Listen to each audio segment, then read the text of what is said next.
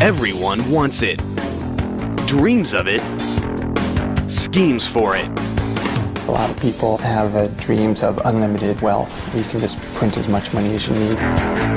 To feed the frenzy, the U.S. government is making it. We use tons of paper, tons of ink a day. Counterfeiters are faking it. We have a problem that is worldwide. It's global. And thieves are taking it.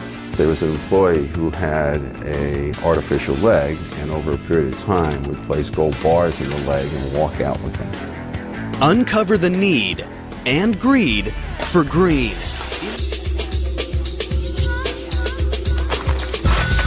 Cash, a big stack of greenbacks. Nothing in the world gets the pulse racing faster. Most of us earn it the hard way, but others have shortcuts. It's a battle between those making it and those faking and taking it. And ground zero in this currency combat is the U.S. Mint and the Bureau of Engraving and Printing.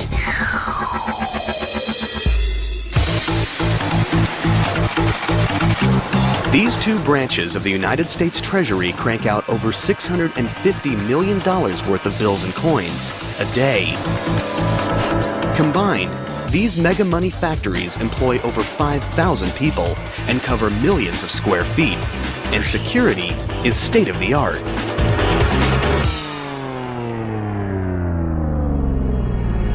But where there's money, there's trouble. And some just can't resist the temptation to get rich quick. One man dreamed up a scheme so outrageous it would go down as one of the biggest, boldest counterfeiting operations in United States history. His name, Wayne Victor Dennis. His goal, to become a multimillionaire, literally overnight. Now, he's about to reveal his secrets on camera for the first time ever. Well, counterfeiting has always been kind of a dream way in the back of my mind. I think a lot of people have dreams of unlimited wealth, where you can just print as much money as you need. 1991, Wayne Victor Dennis sets his plan in motion. The first step? It takes money to make money. So Dennis empties his savings accounts and borrows whatever he doesn't have to pull together his target budget of $50,000. Next, he contemplates what denomination to counterfeit. I chose $20 bills because hundreds get scrutinized too easy. 20s, I know that people just accept them like they're nothing. They'll just take them and throw them in their cash register drawer. First, Dennis needs a place to print the counterfeit bills. He rents a house from his uncle in South Florida. He soundproofs a secret room, then moves in a 750-pound offset press that he picked up from a printing supply house. It's a machine he knows nothing about, but that's not going to stop him now. What was supposed to be a 2-year vocational school, I taught myself in 2 weeks through experimentation. Dennis now begins the plate making. Using a stationary camera, he photographs 4 brand new $20 bills. It's at this stage when Dennis knows he's crossed the point of no return. Once you start photographing the money and you have negatives, then that's when you start getting nervous, because now there's evidence against you. The next step? He needs paper, but not just any paper. It has to have the distinct weight and texture of money. Unfortunately, the only paper that has no watermarks is standard typing paper. Without paper thick enough to pass as cash, Dennis's counterfeiting scheme could be shut down way before payday. But he's persistent. He comes up with an idea, a chemical solution, his own concoction that builds the paper thickness to 24 pounds, the weight of real currency. Now, what about the ink? I had to figure out some way to get that paper colored green like currency. But the color of money isn't easy. The wrong shade could send him to the slammer. Dennis is determined, though, to get it right, so he takes his biggest risk yet. He actually cuts off the corner of a real bill and sends the tiny sample to an ink manufacturer. A bold move that could be his biggest mistake. And I figured Secret Service would be knocking on my door right shortly thereafter. Days go by. Dennis's mind races with fear. Will the ink or the feds arrive at his doorstep?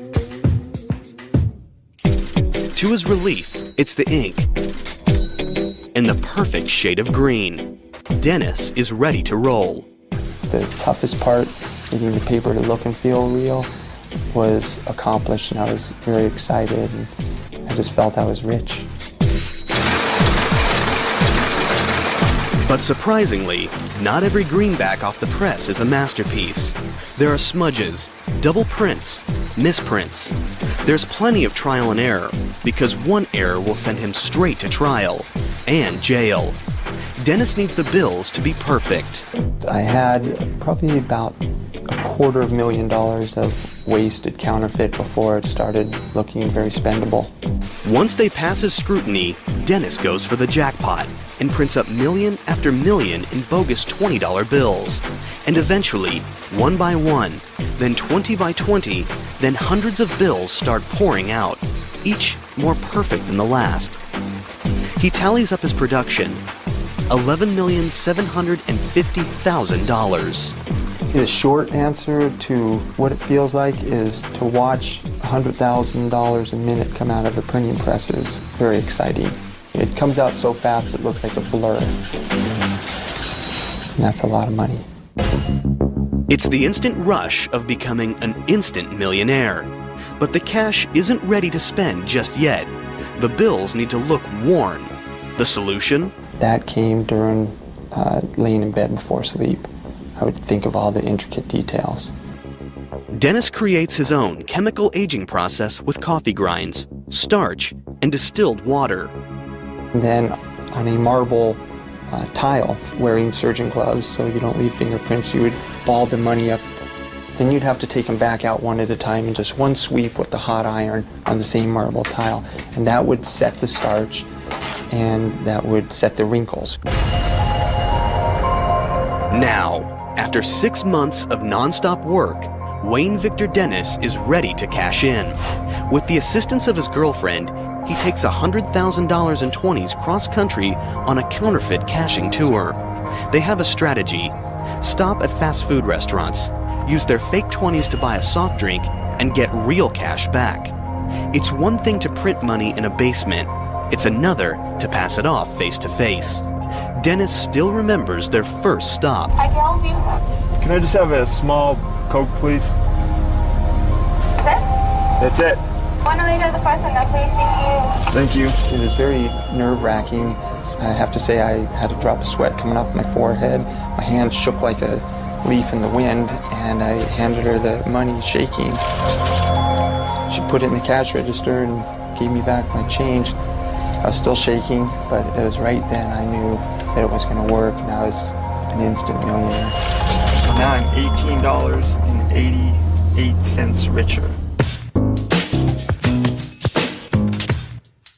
The success intoxicates Dennis, sending him and his girlfriend on a spree across the country.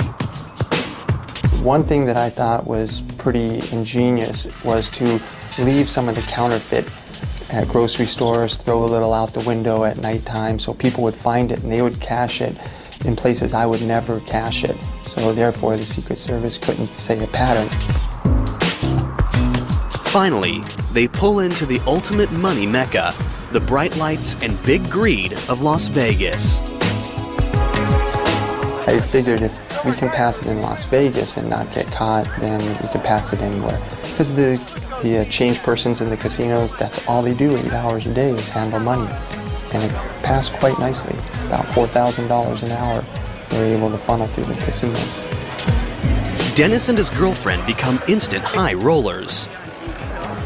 At first, Alexa and I were cashing the counterfeit through the casino, and we're playing 21 and roulette and getting change from the cashiers. We're making great money. Flush with success and fatigued by the hard work of making millions, Dennis and his girlfriend decide to take a break. So we decided to go upstairs to the mezzanine where they had arcade games. Ironically, it's when they let their guard down that the stakes get their highest yet. Dennis passes off a counterfeit 20 to a teenage employee at an arcade game. She's not experienced with big cash, but she has a nervous habit that's about to expose his entire operation. She was tearing the corners off of all the bills, and when she tore the corner off one of my bills, she noticed it was white inside. I did not put enough alcohol in the ink to bleed it through the paper, so it was white inside. She called security without alerting me. Dennis is immediately backroomed, but he's prepared to face off with the feds. We came up with this story that I found a briefcase on a dock in Miami, and when I got home, I opened up the briefcase, I had to pry it open, and I found currency. But the authorities don't buy it. While Dennis is locked up in jail, Secret Service agents search his hotel room. They find the smoking gun, a logbook that describes every incriminating detail of the operation. And I knew we were pretty much finished. That logbook, that was the damning factor. Counterfeiter Wayne Victor Dennis thought he could create his own mega money factory, but he was tripped up by the saturation of the ink and the quality of U.S. Treasury paper. The real paper comes from Crane & Company of Dalton, Massachusetts. They've been making special paper for U.S. currency since 1879. Their product is unlike any other paper in the world. A U.S. currency has that feel of strength that you can snap and feel. The recipe for making paper nearly impossible to counterfeit is top secret. But here's a hint. Most paper is made from wood. Crane & Company's currency stock is made from cotton and linen. The 8-step process begins with 6,000 pounds of cotton. It's loaded into a giant boiler and pressure cooked for 2 hours.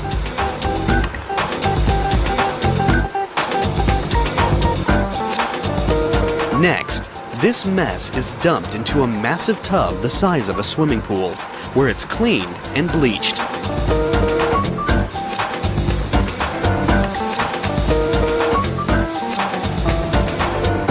The raw materials are pressed, then dropped into giant blenders called pulpers. This unique process is what gives real paper money that crisp feel that's nearly impossible to duplicate. The paper makers also add some amazing high-tech secrets we're about to expose. It's all in the inside layer, the same layer that tripped up counterfeiter Wayne Victor Dennis. Paper has a front and a back, and most people don't think a lot about the middle. But it's in the middle of the paper that a lot of the technology that contributes to making paper a counterfeit deterrent resides. It's a technique first introduced in 1996, when upper denomination bills got their major makeover. While the pulp is still wet, highly trained specialists tint the pulp, add color fibers, and presidential watermarks. Much of the exact process is top secret, but here's a tip. The fibers are drawn to conform to a wire mesh pattern in the forming process. That image is simply a result of more and less of the very same fiber that constitutes the bulk of the banknote. Next, it's time to add the Treasury Department's ultimate secret weapon, one that no counterfeiter has yet been able to replicate. They're called security threads. Each of these threads has microscopic numbers on them, 42 thousandths of an inch tall, denoting the bill's value. Using transmitted light, the text is clearly visible, but copiers and counterfeiting machinery that use reflective light see nothing. Can printing presses like the one Wayne Dennis used match this microscopic detail? You'd have better luck replicating a Rembrandt with a paint roller. The high-tech paper is now ready for drying. Using furnace-like heat, the paper presses move with precision to squeeze out any moisture and create rolls that are 8 feet wide and weigh more than 4 tons. Since the watermarks and security threads are embedded inside the paper, each giant roll is made for just one denomination. This giant tube looks more like bulky insulation than a big bankroll. But think again. You're looking at $3.5 billion worth of $100 bills in the making. It would be very difficult to counterfeit this. They did a great job in redesigning what the federal government did. This paper is transforming into some serious cash. It's the stage where stakes and security skyrocket. Wayne Victor Dennis made nearly $12 million of fake bills by cranking them out on a standard printing press. But the real deal? It all happens here in Washington, D.C. at the Bureau of Engraving and Printing's huge money factory. Every step along the way is designed to stop counterfeiters in their tracks. They occupy acres and acres of space, hundreds of thousands of square feet. It's a major operation. Inside, thousands of employees are involved in the money-making process, 24 hours a day, 5 days a week. And security? It's round the clock and never blinks, because working with money can be very tempting.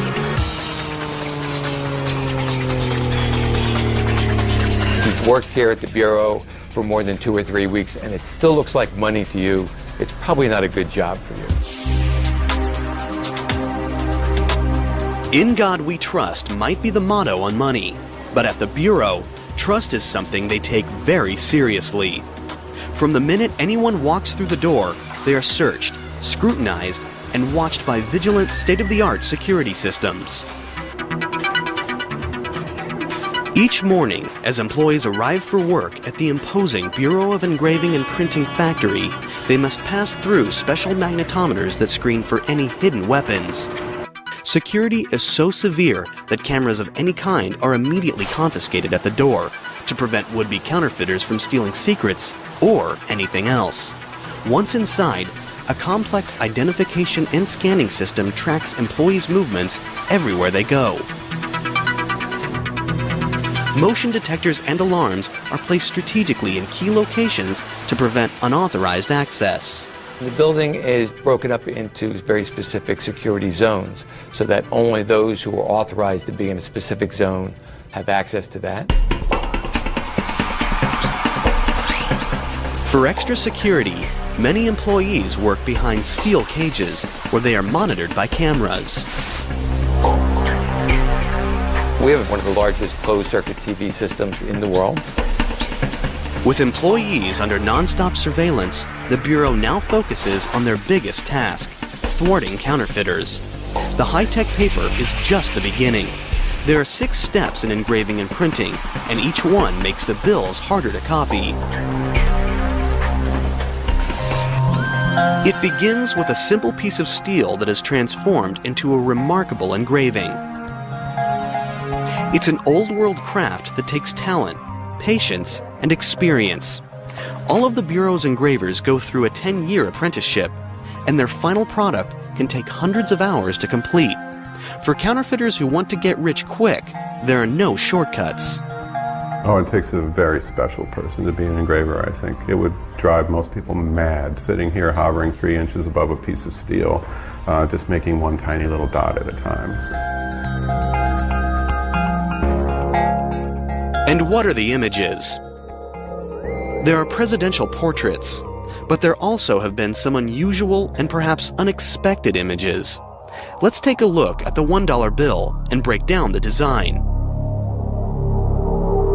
There's the famous pyramid with the eye. It's a Masonic symbol. Many founding fathers were Masons. The pyramid's unfinished, which represents the nation in its early stages. And the eye? For the Masons, this refers to the all-seeing eye of God. And what about the dollar sign itself? This symbol has been linked to everything from the serpent cross to the astrological symbol for the planet Mercury. And the eagle? It's said to represent Congress. In the right talon, it grasps 13 arrows, and in the left, an olive branch with 13 leaves and 13 berries. This represents the power of Congress to lead us into war or peace. One of the more recent design additions is causing enough controversy to make it to the courtroom. Back in 1955, Congress passed a law requiring the inscription, "In God We Trust," to be added to the US dollar. 50 years later, in November 2005, Michael Newdow, a Sacramento doctor, lawyer, and atheist, filed a federal lawsuit claiming that the motto was an unconstitutional endorsement of religion. Since it's a law, it's really not a discussion point. To change that would require that all the plates be redone and would therefore add to the cost of currency. Bill design has its symbolic history, some say even mystical, but it's also very practical when it comes to thwarting counterfeiters. These hand-carved engravings are a brain-twisting, eye-popping, intricate network of fine lines and tiny dots nearly impossible to accurately copy. That's why I'm working here in the first place, because it's very, very hard to replicate a hand engraving where every single line, dot, and dash is paid very careful attention to. It's designed to foil forgery.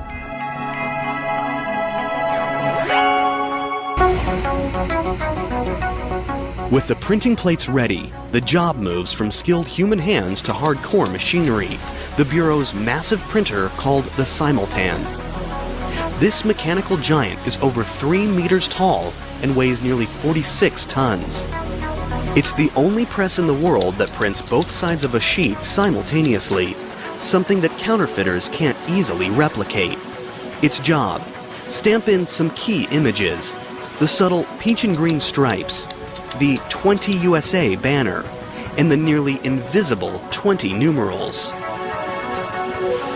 After the ink dries for 72 hours, the Bureau's ready for the next step, the intaglio engraving press.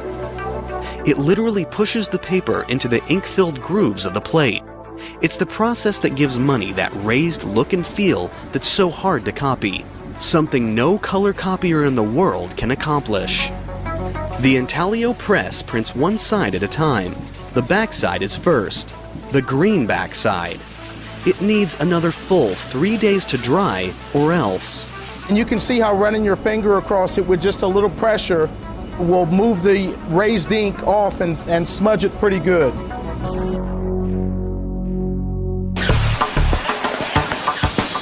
Then the face side is ready for printing with black ink and another metallic ink with a unique security feature. It shifts color according to the angle. Every hour, 1 1/3 tons of green, black, and metallic ink and 10,000 newspaper-sized sheets of currency stock roar through these enormous presses. That's $6.4 million worth of 20s. With 24 presses in operation, the Bureau can produce as much as $650 million a day. The Bureau's money inspectors now examine every bill, and they've got to be absolutely, positively flawless to pass the test. Rivers of green and black currency sheets pass under optical scanners that take pictures of the front and back of each bill sheet, looking for the slightest imperfection. The inspection process is amazingly fast and efficient. Catching imperfect bills is almost as important as catching counterfeits. Each sheet moves through in under a second. It's given a number as it passes. This computer keeps track of 37 separate sheets of currency at once, comparing over 1 million microscopic squares with a master image. If the computer locates a mismatched square, it displays it on a monitor. Here's a demonstration, a smiley face. It'll be spotted and show up as imperfect in less than a second. Imperfect bills are so rare in the general circulation that they are automatically collectibles, sometimes fetching thousands of times their face value. For example, in 2003, a flawed 20 sold online for $10,000. We find it odd that people would want to collect our mistakes.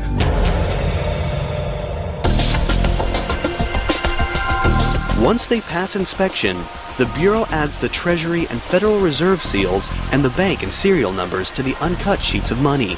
It's like the money's home address. If you know the serial number and the denomination and the series, those three things will uniquely identify that particular piece of paper. It's never duplicated, so that we can tell when that note was printed and where it was originally issued.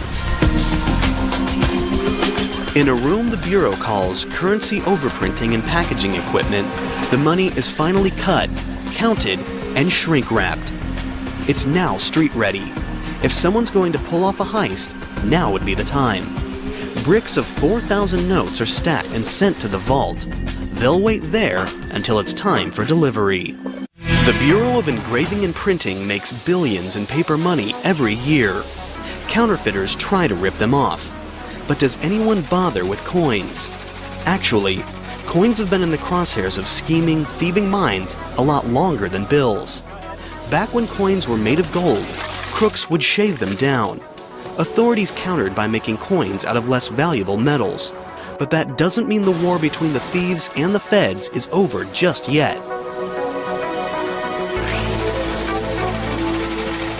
This is the Philadelphia minting plant, the largest coin factory in the United States in both size and production.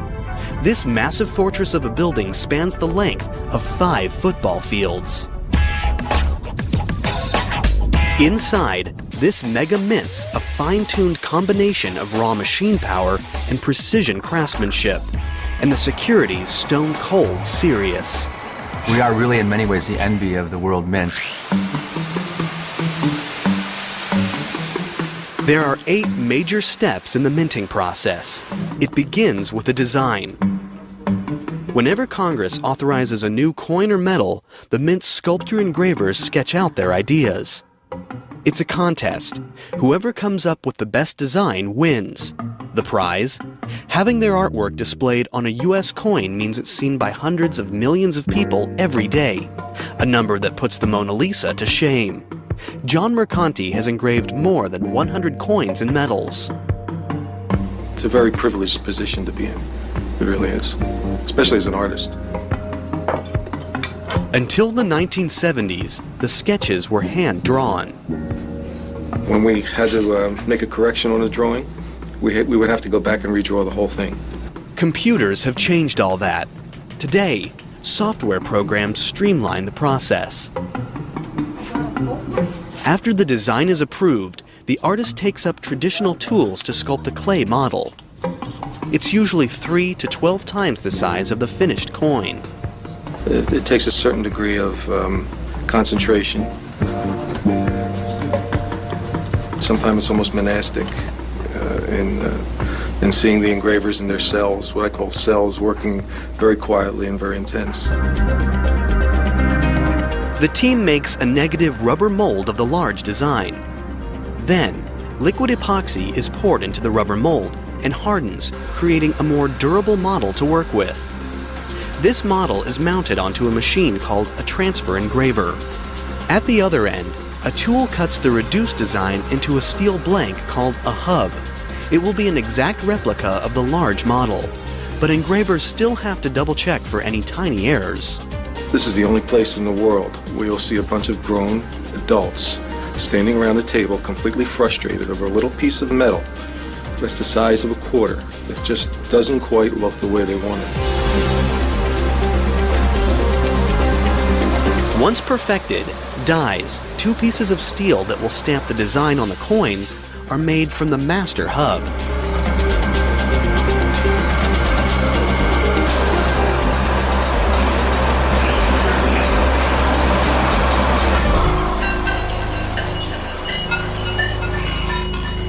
Then, raw machine power takes over.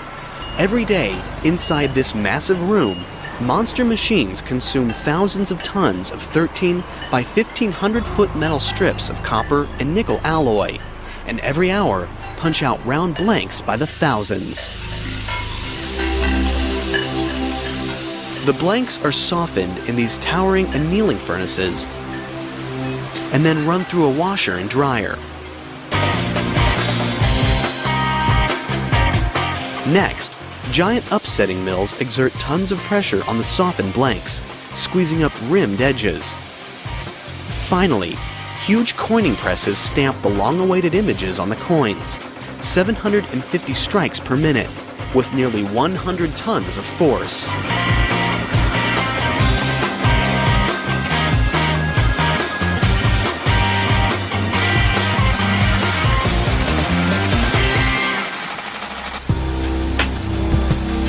The coins are spot-checked for errors. And once they're clear to go, colossal counting machines drop them into vault bags. Forklifts then carry the coins into highly guarded, secure vaults. At the end of each workday, the Mint has created another 80 million coins worth $3 million.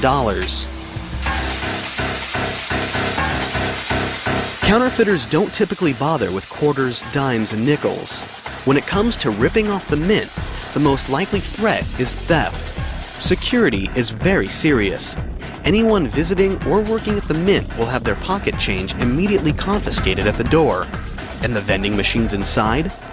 They only accept prepaid plastic.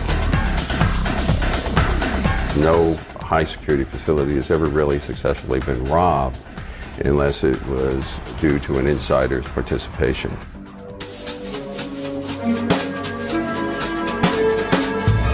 Over the years, the Mint has witnessed some of the strangest inside theft jobs ever. For example, there was Orville Harrington. In 1920, he was a $4 a day worker who couldn't resist the temptation. He took advantage of a unique personal attribute, a hollow wooden leg. It was the ideal place for hiding bars of gold. Over several months, he managed to hide and steal 53 bars. The value at that time? $80,000. The value today? $750,000. But Harrington was eventually apprehended when a coworker got suspicious. His sentence? 10 years in the slammer.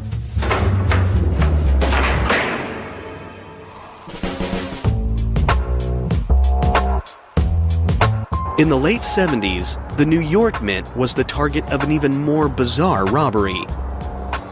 That facility actually refined gold. So you would see gold in all different states of finish in 7-ounce bars and just bulk little clumps and in BB type size. So it was all over the place. It looked like Willy Wonka chocolate factory for gold. An employee came up with a deviously simple scheme that took advantage of a weakness in security checks. His key attribute was his height, and all he needed was a newspaper.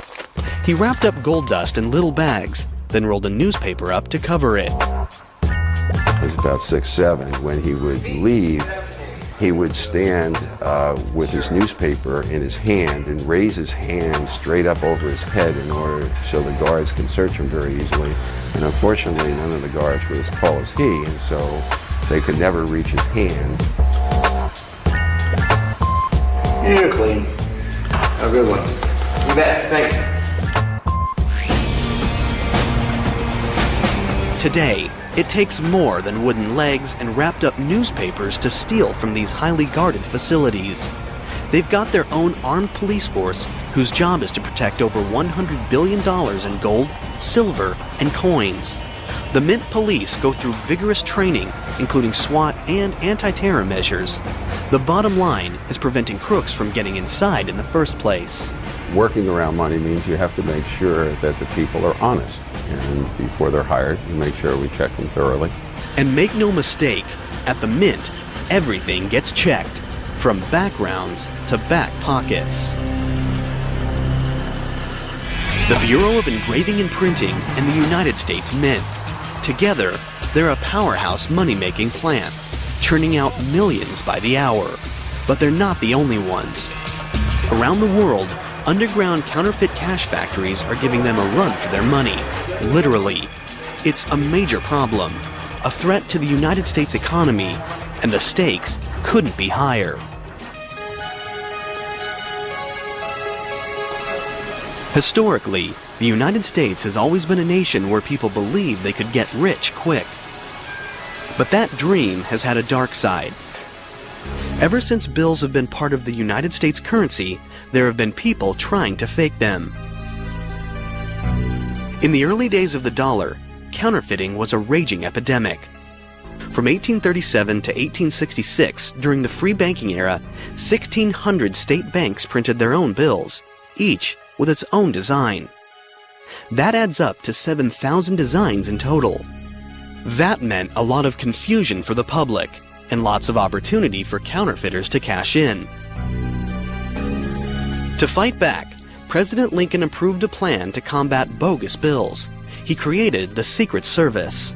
Most people know our role as the protectors of presidents and heads of state and people like that. Very few people know our role in fighting counterfeit.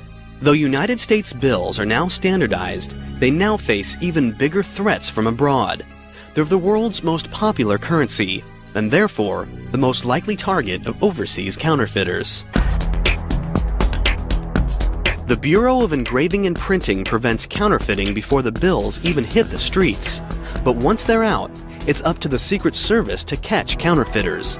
This is why the Secret Service was first formed in 1865, and to this day, it's what they do best. The Secret Service has many tactics to track down counterfeiting crooks, including this library of nearly 23,000 fake bills.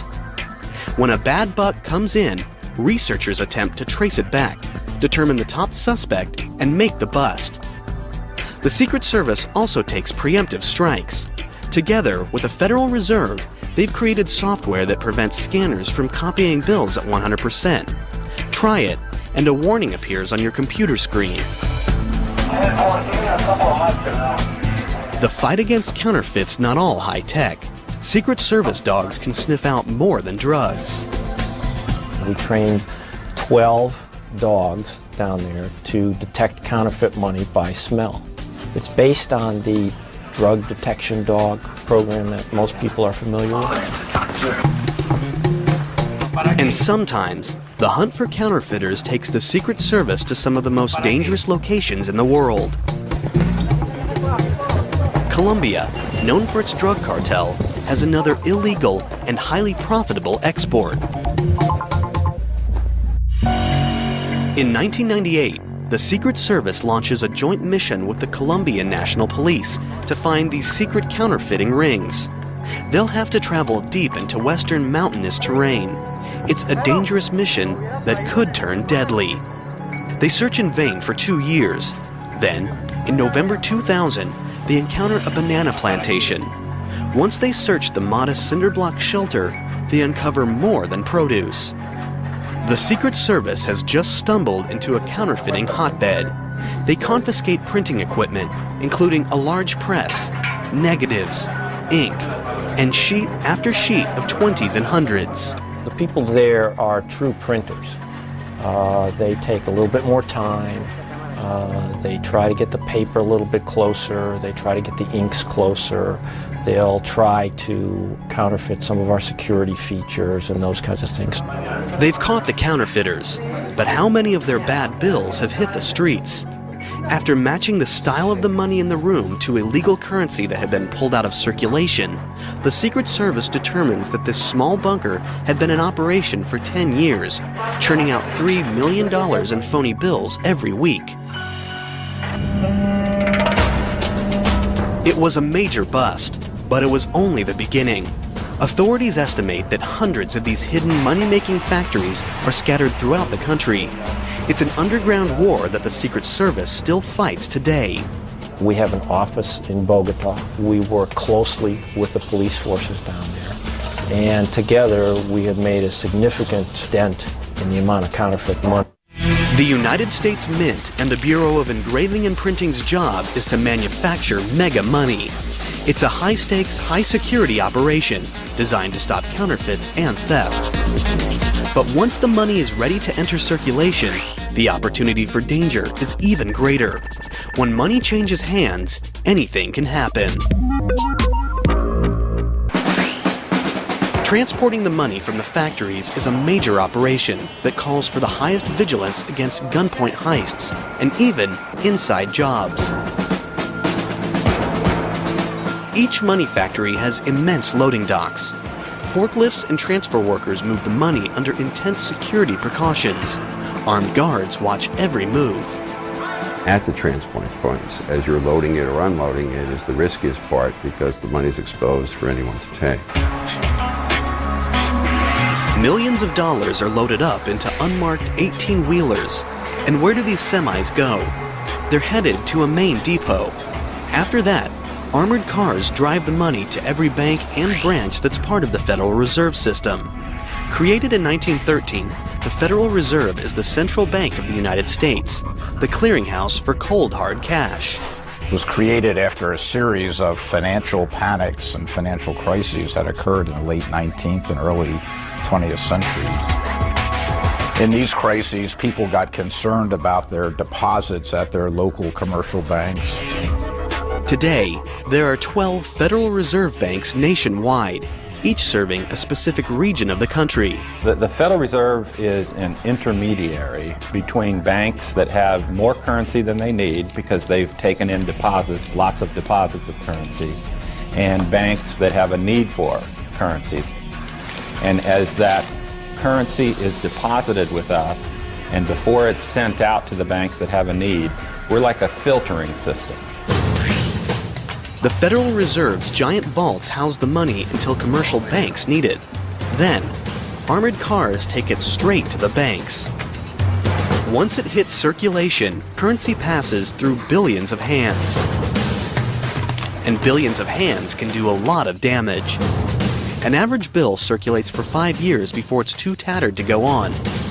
So how are bad bills pulled from circulation? When commercial banks receive cash, they in turn deposit it in the Federal Reserve Bank. It's here where all bills, the good, the bad, and the cruddy, come under close scrutiny.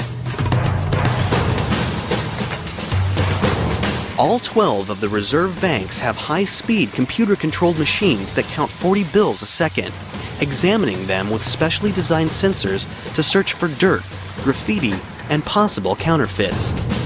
They send suspected fake bills straight to the Secret Service for examination. What happens to the old worn bills? They've got a date with the shredder. The Federal Reserve banks shred over $500 million a day. When these bills are shredded, they're out of circulation, and new bills are printed to take their place. But what do you do if your money is destroyed? The commercial banks won't take it, so this cash never meets the Federal Reserve's shredders. But it's still considered legal tender. So where does it go? Back to where it all begins, the Bureau of Engraving and Printing. The Bureau has a free service that most people have never heard of. It's called the Mutilated Currency Division, and anyone can send their most fragile 5s and tattered 20s directly to their office for a refund. Hurricanes, tornadoes, all of the natural disasters that you hear, we get the remnants of the currency that has been damaged from those things. When bills first leave the Bureau, they're inspected for the slightest flaws. The messy bills that make it back undergo the same careful scrutiny. The Bureau employs 17 full-time examiners. In 1 year, they can process over 25,000 claims of mutilated currency, worth nearly $100 million. The tools? Tweezers, knitting needles, small knives, tape, and glue. It takes 6 years of on-the-job training to learn the trade. Putting mutilated money back together is like a puzzle. Examiners must be able to piece together more than 50% of each bill to give a refund. If the bills are legitimate, the Bureau will write a check for that amount. This cash was burned in a house fire. The ashes must be reconstructed. You have to go through and you have to figure out which piece goes where, what goes to what note. Handling all this money, though, can be a filthy job. These toxic bills were sent in after steeping in stagnant floodwaters. There are a lot of smells that come to this office. Smells that you probably wish you had never smelled. Between the Fed's shredders and the Bureau's mutilated currency team, over 1 billion bills are sidelined from circulation every week. Everyone dreams of having more money, so why can't the Fed just order more to be minted or printed? Money used to get its value from gold. A $20 note would be redeemable for $20 in gold. Today, the gold standard is no longer used. They now have a 5.7 cent piece of paper and are going to issue that as a $100 bill. In order to do that, they purchase collateral. They purchase treasury notes, bonds, that they hold for that value, and they issue that note, and it is represented by the value held by the bank. Sort of like you're writing a check, and the value of that is made by the money that you hold in the bank. So that is really what it is. It really represents value. Essentially, the US dollar is only valuable because we say it is. It's because there's a full faith and credit of the United States behind that coin or currency.